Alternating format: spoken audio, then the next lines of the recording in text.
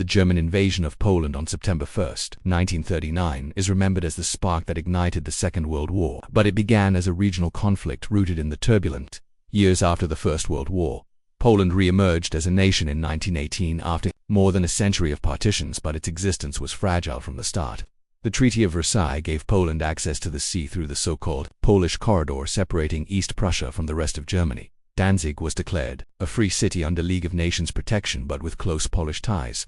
To the east, Poland fought a bitter war with Bolshevik Russia between 1919 and 1921, eventually pushing the Red Army back and securing new borders at the Treaty of Riga for both Berlin and Moscow. These developments were intolerable. Germany regarded Versailles as a national humiliation and Polish control of former German territories as a constant provocation. Soviet leaders saw Poland as a barrier to spreading communism westward, yet for 2 decades Poland managed to survive between its powerful neighbors. It signed non-aggression pacts with both Germany and the USSR, but neither pact could erase deep hostilities.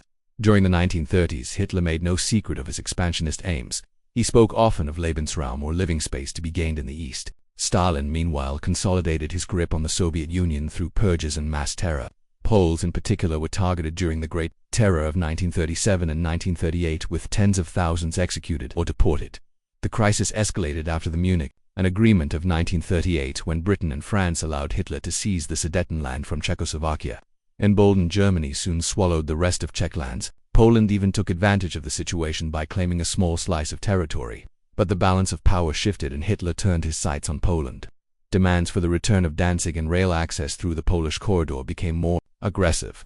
The Polish government, fearing Soviet domination more than German threats at first, was slow to realize how serious Hitler's intentions were. When they refused his demands, Hitler began preparing for war. Still uncertain about the reaction of Britain and France, he reached out to Stalin. The resulting Molotov-Ribbentrop Pact of August 23, 1939 shocked the world. Not only did two sworn ideological enemies agree to avoid war with each other, they secretly planned the destruction of Poland and the division of Eastern Europe. This cynical alliance sealed Poland's fate. Within days, German forces staged provocations, including the Gleiwitz incident, where SS men dressed as Poles attacked a radio station, leaving behind murdered prisoners as fake evidence. With this pretext, Hitler announced that Germany was simply returning fire. At dawn on September 1st, German troops crossed the border. Air raids hit Polish cities, spreading terror among civilians. The battleship Schleswig-Holstein opened fire on Westerplatte in Danzig, where a small Polish garrison resisted for a week in one of the first heroic stands of the war. Across the front, German armored divisions punched through defenses using speed and surprise. The Luftwaffe bombed railways and communication centers, paralyzing Polish command and control. Within days, Polish formations were cut off and surrounded. Yet Polish soldiers did not collapse easily. Cavalry brigades launched counterattacks at Mokra and Krojanty, delaying German units. At the Buzora River, the largest Polish counteroffensive inflicted serious losses on the Germans, though it ultimately failed. On September 3rd, Britain and France declared war on Germany, fulfilling their pledge to Poland. In Warsaw, people celebrated, believing salvation was near. But the so-called Western Allies did little beyond a token advance into Germany, which soon stopped. The French army returned to its fortified Maginot Line, leaving Poland to fight alone. That's German troops pressed towards Warsaw, the capital, prepared for siege. The Luftwaffe rained bombs on the city, killing civilians and destroying infrastructure. Yet morale remained high. Mayor Stefan Strzynski broadcast stirring appeals, urging resistance and shaming the silent allies. In the countryside, German forces advanced relentlessly, surrounding Polish units in pockets.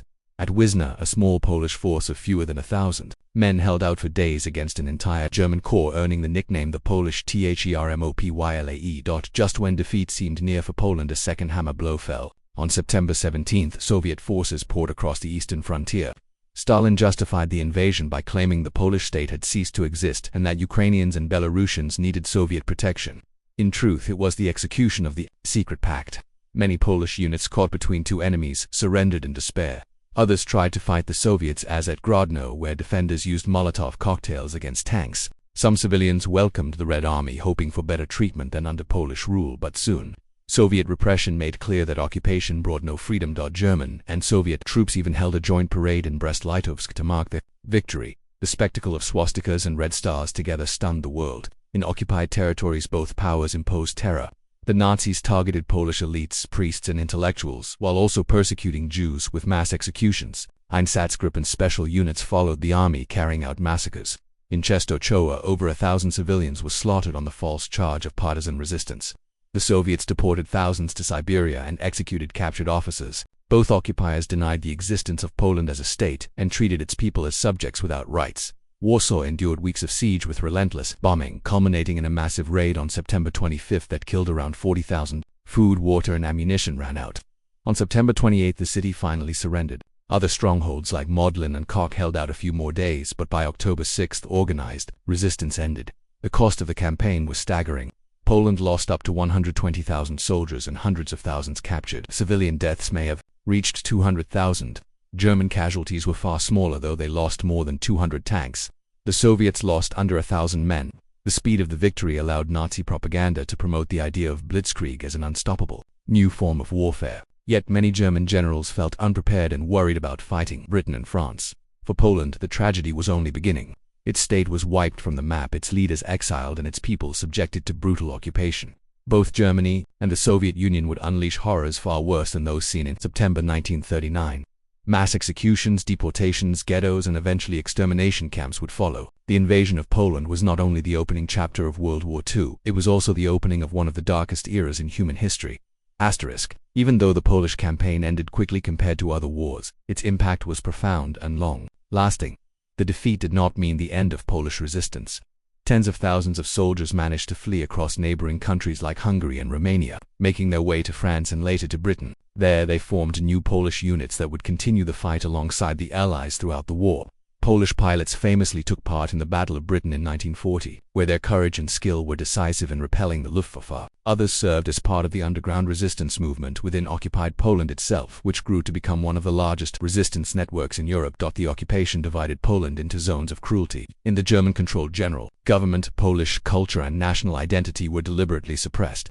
Universities were closed and thousands of teachers and scholars executed in an effort to destroy the nation's intellectual life. The Jewish population was forced into ghettos, with Warsaw's becoming the largest life there was, marked by starvation, disease, and despair. Meanwhile, in the Soviet zone, waves of deportations uprooted entire families, sending them to distant labor camps in Siberia and Central Asia. The most infamous crime committed by the Soviets was the Katyn massacre of 1940, where over 20,000 captured Polish officers and elites were executed and buried in mass graves. Both occupiers sought to crush the spirit of the Polish people, yet defiance never completely disappeared. Internationally, the invasion of Poland shattered illusions about peace in Europe. The quick destruction of a sovereign state convinced many that Hitler would not stop until he controlled the continent. Britain and France, though slow to act, were now bound to fight. The phony war period followed on the Western Front, but in reality, the world had already entered a conflict that would engulf every continent. The Soviet Union, meanwhile, gained vast new territories in Eastern Europe, but this alliance with Germany was always one of convenience. Less than 2 years later, Hitler would betray Stalin and launched Operation Barbarossa, turning former partners into mortal enemies. For the Polish people, September 1939 became a wound that lasted for generations. They had been promised support, but were left alone in their darkest hour. Yet despite occupation and destruction, Poland never surrendered. Its government continued to operate in exile, its soldiers fought on many fronts, and its resistance within the homeland endured immense suffering to keep the idea of freedom alive. The invasion of Poland is remembered not only as the beginning of the Second World War, but also as a story of immense resilience against overwhelming odds. It reminds us that the first victims of global conflict are often the small nations caught